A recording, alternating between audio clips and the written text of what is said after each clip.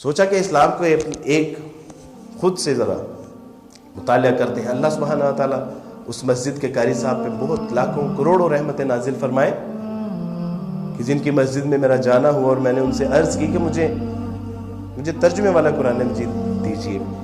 تو انہوں نے کہا کہ آپ کے گھر میں نہیں ہے. تو میں نے کہا کہ وہ ہمارے گھر میں کیسے ہوگا, میں تو عیسائی ہوں. تو انہوں نے کہا کہ آپ عیسائی ہیں تو مسجد میں داخل ہو گیا. اِنَّ لِلَّهِ وَإِنَّا إِلَيْهِ راجعون.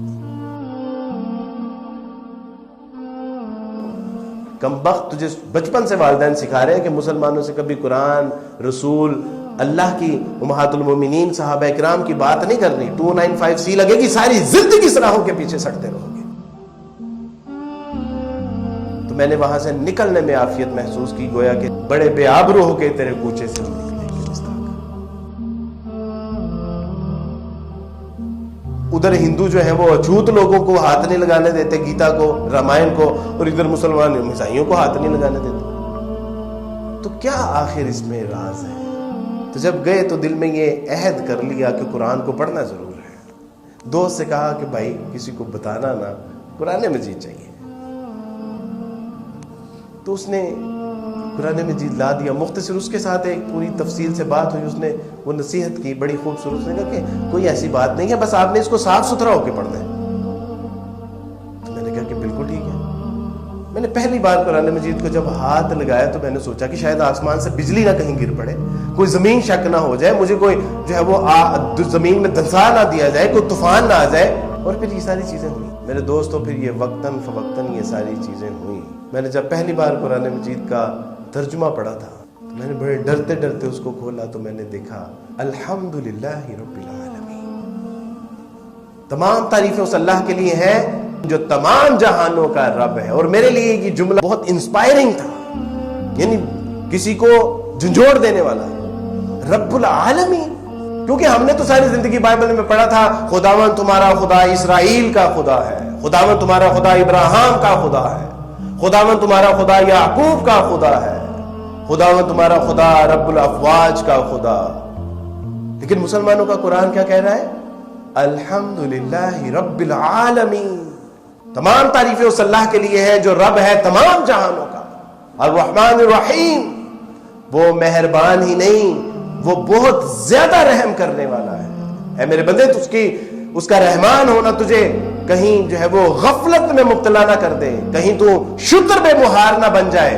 اس لیے یاد رکھنا مالک یوم الدین, وہ مہربان اور نہایت رحم کرنے والا ہی نہیں بلکہ وہ ایک ایسے دن کا مالک بھی ہے کہ جس دن چھوٹی سی چھوٹی نیکی اور چھوٹے سے چھوٹے گناہ کا حساب کتاب کر کے چپٹا کر دیا جائے گا. اور اس دن کوئی نہ چھڑانے والا ہوگا نہ کوئی بچانے والا ہوگا.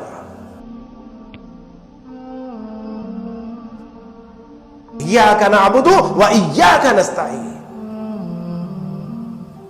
اہدنا الصراط المستقیم. اے میرے بندے, کس کا متلاشی ہے؟ سیدھے راہ پہ چلنا چاہتا ہے, جنتوں کا متلاشی ہے, اللہ کی رضا چاہتا ہے, اس کی ناراضگی سے بچنا چاہتا ہے, دوزخ کی آگ سے بچنا چاہتا ہے. مسیح علیہ الصلوۃ والسلام نے کہا ان اللہ ربی و ربکم فاعبدوہ ھذا صراط مستقیم. کہ یا اللہ عجیب کلام. میں نے کہا کہ یہ وہی کلام نہیں ہے جس طرح تورات, زبور, انجیل تھی, وہ بھی تو اللہ کا کلام ہی تھا, لیکن ان کا حال کیا ہو؟ ثمنن قلیلا, چند پیسوں کی خاطر ان میں بڑھا دی گئی چیزیں, گھٹا دی گئی چیزیں. تو میں نے کہا کہ اسی طرح یہ کلام, تو کلام قرآن نے کہا کہ نہیں, الف لام میم ذالک الکتاب لا ریب فیہ ھدی للمتقین. الف لام میم یہ وہ کتاب ہے کہ جس میں شک شبہ نہیں, شک شبے کا شائبہ بھی نہیں ہے. ان کنتم فی ریب مما نزلنا علی عبدنا فأتوا بسورۃ من مثلہ. اگر تمہیں شک ہے اس کتاب کے بارے میں جو ہم نے اپنے بندے محمد پہ نازل کی ہے تو ایسے کرو کہ پھر اس جیسی ایک صورت ہی لے آؤ.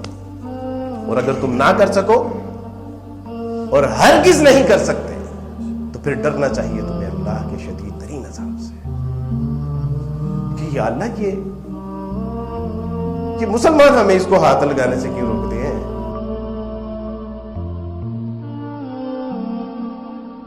کہ تو آپ کہہ رہے ہیں کہ یہ کلام ان لوگوں کے لیے ہے جو اللہ سے ڈرنے والے ہیں. جو متقین ہیں، جو اس کی رضا جوئی کے لیے اپنے آپ کو وقف کرنا چاہتے ہیں، جو اس کی ناراضگی سے بچنا چاہتے ہیں، یہ مسلمان کہتے ہیں کہ تم ہاتھ نہیں لگا سکتے.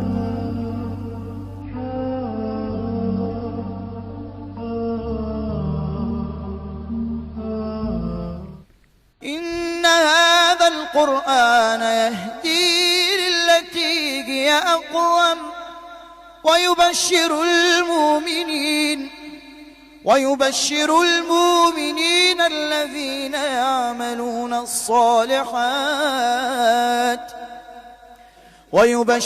المؤمنين الذين يعملون الصالحات أن لهم أجرا كبيرا.